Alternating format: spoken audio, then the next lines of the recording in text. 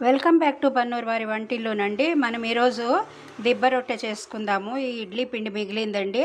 ఇది కొంచెం గట్టిగా ఉంది, కొద్దిగా నీళ్ళు వేస్తాను. నేను యాక్చువల్లీ పోపు సామాన్లు అన్నీ వేసి పోపు వేసాను. పైన ఉల్లిగడ్డలు కొత్తిమీర కూడా వేసి ఇలా కలిపేస్తున్నాను. నీళ్లు వేస్తున్నా కొద్దిగా. ఉండి బాణట్లోకి నూనె వేసాను. ఈ నూనె కాగుతా ఉంది. ఇప్పుడు పిండి తీసి ఇందులోకి వేద్దాం.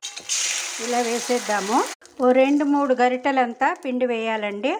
అప్పుడు దిబ్బ రొట్టె బాగా వస్తుంది, మనకు లావుగా వస్తుంది, పైన క్రిస్పీగా లోపల మెత్తగా ఉంటుందండి. చాలా బాగుంటుంది. సిమ్లో ఉంచి మూత పెడదాము. ఇది అయిందేమో చూద్దాం. ఇప్పుడు అయింది. ఇది పెద్దగా దీన్ని తిప్పేద్దాము. ఎంత బాగా అయిందో.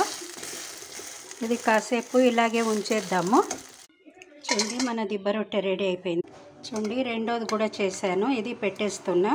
మీరందరూ చేసి చూసి ఎలా వచ్చిందో కామెంట్లో పెట్టండి. Thanks for watching my video.